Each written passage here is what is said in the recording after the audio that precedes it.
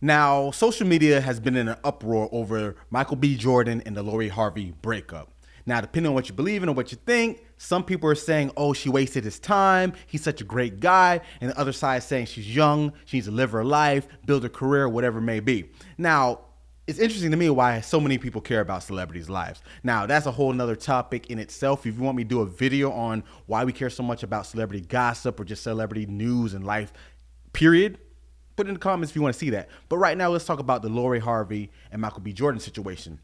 Now, I personally don't have a dog in this fight. I do not know them personally, so I can't really speak on this. But what I do think is we can make this a learning lesson from psychology. So going off the standpoint of what is love, what do people really look for? Like they mentioned, maybe she wasn't looking for marriage. Maybe he was looking for marriage. Maybe she just wanted to live her life and keep dating and find someone else. Whatever it may be, this goes into the psychology of why do people fall in romantic relationships or choose not to, and just make attachments in general.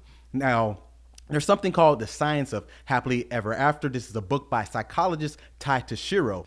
Now, I don't personally know Dr. Tashiro, but I've luckily enough been able to talk to him via social media. He's a great guy, knows his stuff, and he's talked about these topics for years extensively on why we tend to go after what we want and sometimes why it doesn't work out. Now, in his book, he uses an analogy called the 3-wish rule. And I really like it because he says to look at your preferences or standards more so as a buffet rather than something you have to have on a menu. So let's say, for example, if you went to a buffet to get food, you're going to pick up numerous items and stack them on your plate or plates. But the thing is, you're only going to really dig into the certain things that you really, really like, and some of them are just going to be there by the side. Now, in romantic relationships and dating and even up to marriage, we can look at it the same way. You shouldn't be married to everything that's on your plate, just like you shouldn't be married to every quote unquote standard that you say you have. Now, the thing is with the 3-wish analogy, it's pretty cool. You take 3 things that you want. So let's say if it's a woman looking for a man, she wants him to be 6 feet or taller. She wants him to make over $100,000 a year, and she wants him to be their political party, let's say Democrat. Now, if we just take 100 men, for example, in a room and put them in the room with this woman, if she says he needs to be over 6 feet, that's 20% of the American population, meaning just off that, there's only 20 men already left in the room.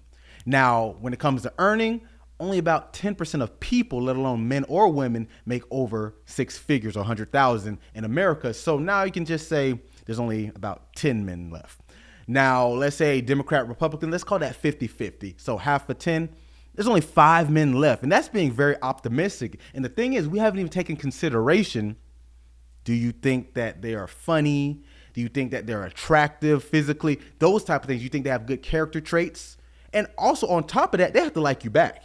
So the thing is, we make these standards, these rules, we don't realize how small it makes our dating pool. Now, it's not so you can't have preferences, but Dr. Tashiro's work looks at what preferences or personality traits really matter. Now, when we look at going into a romantic relationship, especially if you want to lead to marriage, you got to think, what is the real end goal? Because about 88% of people believe that there is something called soulmates.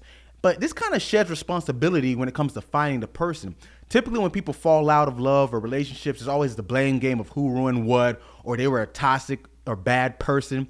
But when you have this mindset of, oh, there's just someone meant for me, you don't really think and consider, what do I need to look for? It's just supposed to happen by proxy, and that's just not how it goes. This could lend to why most marriages about 50% end in divorce, because we're looking for the big picture of happy and love and attractiveness, but not what it takes to sustain a lasting relationship.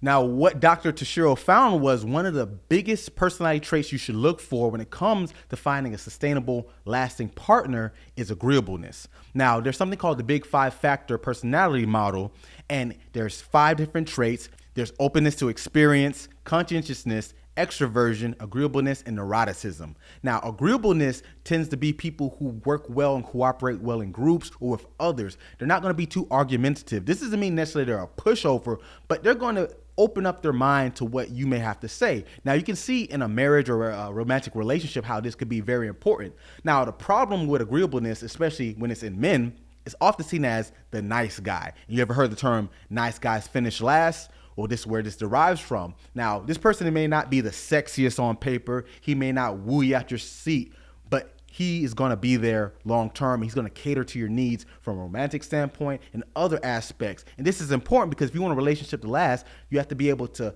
give and take. People talk about compromise all the time in relationships, but the agreeable person is going to be this person. Now, someone who's high on neuroticism, this is a person who's more worrisome. They get more anxious, things that are not in their control. They have issues, especially if their partner is low on neuroticism, because they're going to be envious of why aren't you worried? Why aren't you stressed? And this is going to ruin and hinder the relationship. Now, you can see these different traits lead to different satisfaction in the relationship because now you're able to aid into growing it. There's other traits such as openness to experience, which is someone who likes to be more outgoing. They do things that are more social. Now, you can think this is pretty good, but funny enough, this trait, as well as novelty seeking, something that has to do with looking for excitement and thrills, actually is a person more likely to cheat on you. So it's good in the external context of a relationship, but it may not be that good for you if you're trying to find the one. Now, all in all, these traits are just some of the things that make up what to look for. Obviously, you still can have your physical features, but just know these things are fleeting. You think of people say, oh, I just want to have chemistry or a spark. When you're talking about a spark, it's going back to that novelty seeking. You want that dopamine hit that tells your brain to say, hey, this made me get up out of my seat. Do it again. Do it again. Now, while this can be good in the moment, it's not very sustainable for a long-term relationship. And like I said, this is why those people tend to be higher on cheating and being more anxious and worrisome, and they'll probably self-sabotage the relationship.